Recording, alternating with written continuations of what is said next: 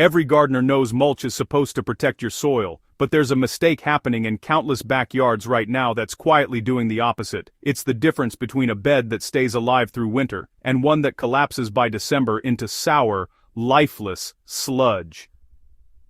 Mulch isn't just about covering the ground. It's a living layer that either feeds your soil or suffocates it.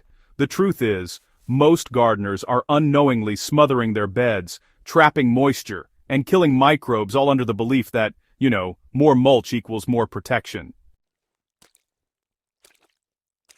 The problem isn't mulch, it's how most gardeners are using it as a blanket instead of a breathing skin. Mulch has one main job: to regulate moisture, temperature, and microbial life beneath the surface. When done right, it acts like the forest floor, loose, layered, and full of air pockets.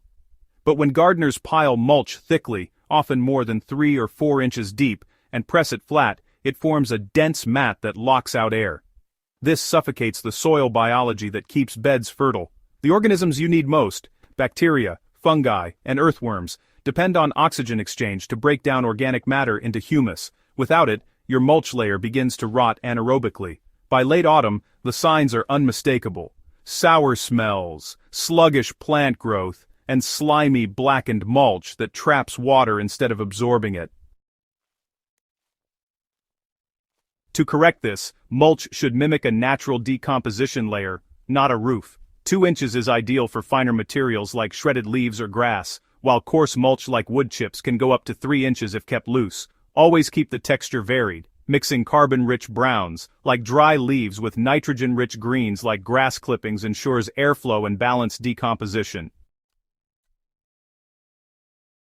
The second mistake is letting mulch touch plant stems, which invites rot and pest damage. When mulch is pushed right against the base of stems or trunks, it traps moisture where the plant needs oxygen. This creates an ideal environment for fungal pathogens and soft-bodied pests that thrive in damp, enclosed spaces.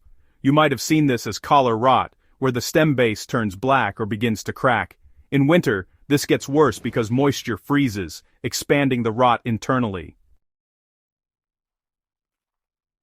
The fix is simple but often overlooked. Always leave a 2-inch gap between mulch and plant bases. That small air channel prevents moisture buildup and allows stems to breathe. For trees, the rule is even stricter. Create a mulch ring instead of a volcano. The base should be visible.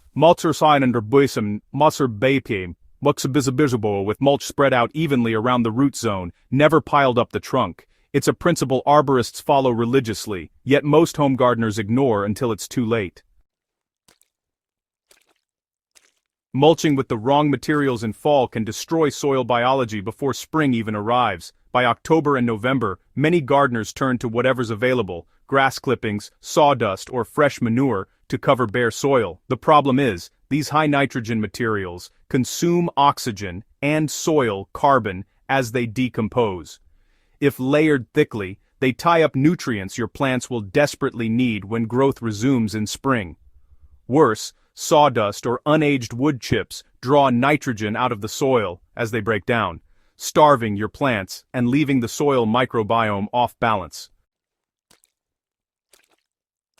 The right ratio is what separates a thriving winter bed from a dying one. For every 1 part green material like grass or kitchen scraps, you need about 3 parts brown material, leaves, straw, or shredded paper. This 1 to 3 carbon to nitrogen balance keeps decomposition steady and oxygen-friendly. If you're using wood chips, make sure they're aged at least 6 months or mixed with compost. Aged chips support fungal networks that feed perennial roots instead of leaching nitrogen.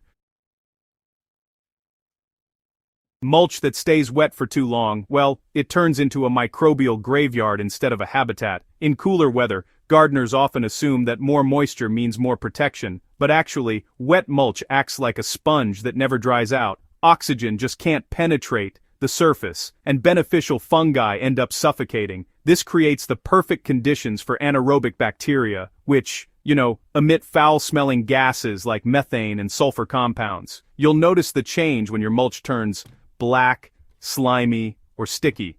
That's the first sign your soil life is dying beneath the surface. A simple fix is to aerate your mulch layer occasionally during long wet periods. Just use a hand rake or garden fork to gently fluff the top few inches, being careful not to disturb plant roots. This, allows oxygen to re-enter and resets the microbial balance.